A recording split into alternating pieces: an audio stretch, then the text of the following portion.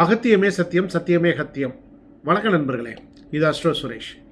இன்றைக்கி நாம் பார்க்க போகிற ஒரு ஜோதிட பதிவு என்ன அப்படின்னா, சந்தேக குணம், யாரையுமே நம்பாத நபர், இவருடைய ஜாதக அமைப்பு எப்படி இருக்கும் அப்படின்னு பார்க்கலாங்க. நம்பிக்கை அப்படிங்கிறது வாழ்க்கையினுடைய அடிப்படை, அதுதான். ஆனால் எல்லோருக்கும் அதே அளவு நம்பிக்கை அப்படிங்கிறது எல்லா விஷயத்திலையும் இருக்காது. நீங்கள் யாரையாவது முழுசாக நம்ப முடியலையா, அது உங்களுடைய குணம் இல்லை, அதுதான் உங்களுடைய ஜாதக அமைப்பு அப்படின்னு கூட நம்ம சொல்லலாம். பொதுவாக இந்த சந்தேக குணம் அப்படிங்கிறது எப்படி வரும் அப்படின்னா, ஒன்று தன்னையே நம்பாமல் இருப்பார், அப்படி இல்லைன்னா தன்னுடைய குடும்பத்தை நம்பாமல் இருப்பார், வாழ்க்கை துணையை நம்ப மாட்டார், நண்பர்களை நம்ப மாட்டார். இப்போது இது சார்ந்த விஷயங்கள் எப்படி இருக்கும் அப்படின்னு நம்ம பார்க்கலாங்க. முதல்ல, தன்னை நம்பாத ஜாதகர், ஒரு கான்ஃபிடன்ஸ் அப்படிங்கிறது அவர்கிட்ட இருக்கவே இருக்காது. செல்ஃப் கான்ஃபிடன்ஸ் அப்படிங்கிறது, அதற்கான அமைப்பு என்னன்னு பார்க்கலாம். லக்னத்தில் சனி பகவான் இருந்தது அப்படின்னா தன்னம்பிக்கை குறைவாக இருக்கும். எப்பொழுதுமே தன்னுடைய முடிவுகளை ரீவிசிட் பண்ணிக்கிட்டே இருப்பார். சரியாக இருக்குமோ இல்லையோ, நம்ம சரியாக தான் பண்ணியிருக்கோமோ, சரியாக தான் பேசியிருக்கோமோங்கிற மாதிரி யோசித்து கொண்டே இருப்பார். லக்னாதிபதி 6, 8 அல்லது 12 பாவங்களில் இருந்தது அப்படின்னா வாழ்க்கையில் ஏற்பட்ட கசப்பான அனுபவங்கள் மூலமாக அவருடைய தன்னம்பிக்கையானது குறையும். அதனால் சந்தேக குணமானது வரும். சனி சந்திரன் இணைவு அல்லது சந்திரன் சனியினுடைய பார்வையில் இருந்தது அப்படின்னா மனதில் ஏற்படக்கூடிய குழப்பங்கள், பயத்தின் மூலமாக சந்தேகம் அதிகரிக்கும். சந்திரன் கெடக்கூடாது. சந்திரன் கெட்டாலே பயம் வந்துடும். சந்திரன் 8ஆம் பாவத்தில் இருக்குது, ஆனால் மனக்குழப்பமானது இருந்து கொண்டே இருக்கும். கூட ராகு இருந்ததுன்னா சொல்லவே முடியாது, மீண்டு வருவது என்பது சற்று சந்தேகமாகத்தான் இருக்கும். சூரியனும் பலகீனமாக இருந்து ராகுவோ கேதுவோ தொடர்பில் இருந்தது அப்படின்னா இது கிரகண தோஷம்னு சொல்லுவாங்க. இது எல்லா விதத்திலையும் அவரை தடை தாமதம் செய்து கொண்டே இருக்கும். அடுத்து, குடும்பத்தை யார் நம்ப மாட்டார் அப்படின்னு பார்க்கலாங்க.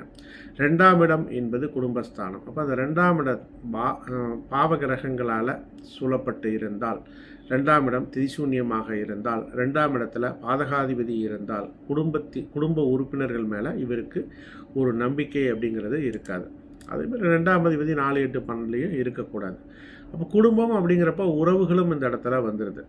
கூட இருக்கிறவங்க, உள்ளூரில் கூட இருக்கிறவங்க எல்லாமே வர்றதுனால 4ஆம் பாவத்தில் சனி இருந்தாலும், 4ஆம் பாவத்தில் ராகு இருந்தாலும், 4ஆம் அதிபதி 8ஆம் பாவத்தில் இருந்தாலும், குடும்பமாகட்டும் உறவுகளாக இருக்கட்டும் சற்று தள்ளி வெளியே தான் வச்சு அவர் பார்ப்பார். அவர்களை இவர் நம்ப மாட்டார். அடுத்து, முக்கியமாக வாழ்க்கை துணையை, இது ஆண் ஜாதகமாக இருந்தாலும் சரி, பெண் ஜாதகமாக இருந்தாலும் சரி, வாழ்க்கை துணையை யார் நம்ப மாட்டார்.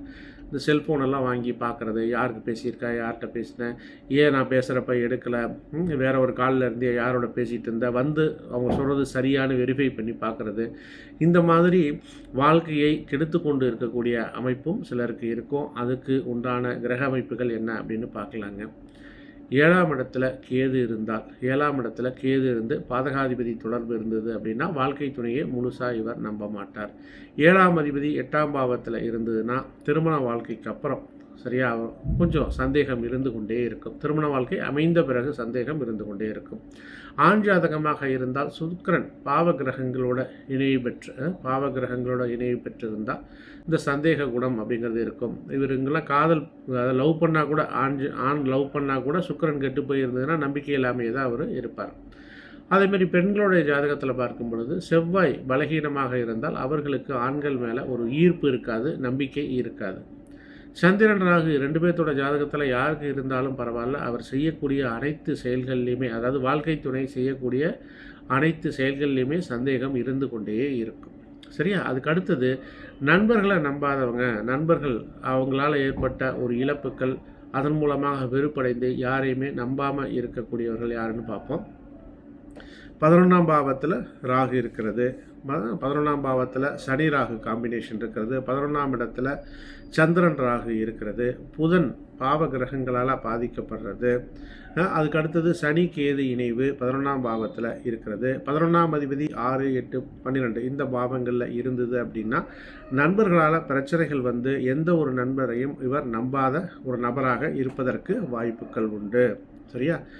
இப்போ இது எல்லாமே பார்த்தீங்க அப்படின்னா ஒரு ஜாதகருடைய நம்பிக்கை அப்படிங்கிறது கிரகங்களால் எப்படி நிர்ணயிக்கப்படுகிறது அப்படிங்கிறத நான் உங்களுக்கு சொல்லியிருக்கேன். உங்களுக்கு இந்த மாதிரி அனுபவங்கள், அதாவது உங்களுக்கு ஏற்பட்ட இழப்புக்கள் மூலமாக, பிரச்சனைகள் மூலமாக அவர்களை நம்பாமல் இருப்பதற்கான அனுபவங்கள் இருந்தால் கீழே கமெண்ட் செக்ஷனில் கொடுங்க. சரிங்களா நண்பர்களே, இந்த காணொலியை பார்த்தவங்க உங்களுக்கு இது பிடிச்சிருந்தது அப்படின்னா சப்ஸ்கிரைப் பண்ணிக்கோங்க இந்த சேனலை. அப்போ தான் நான் போடக்கூடிய பதிவுகள் உங்களுக்கு உடனுக்குடன் வந்தடையும். ஜாதகம் பார்க்க வேண்டும் என்றாலோ இல்லை ஜோதிடம் கற்றுக்கொள்ள வேண்டும் என்று விரும்பினாலோ என்னை தொடர்பு கொள்ளுங்கள். அதற்கான வழிமுறைகளை நான் உங்களுக்கு சொல்லுகின்றேன். கீழே டிஸ்கிரிப்ஷனில் ஒரு வாட்ஸ்அப் குரூப் லிங்க் இருக்குது. அந்த குரூப்பில் இணைந்துட்டீங்க அப்படின்னா நான் போடக்கூடிய ஜோதிட பதிவுகள் உங்களை உடனுக்குடன் வந்தடையும். நண்பர்களே, மீண்டும் மற்றும் ஒரு பதிவுடன் நாளைக்கு உங்களை சந்திக்கின்றேன். அகத்தியமே சத்தியம், சத்தியமே அகத்தியம். நன்றி நண்பர்களே.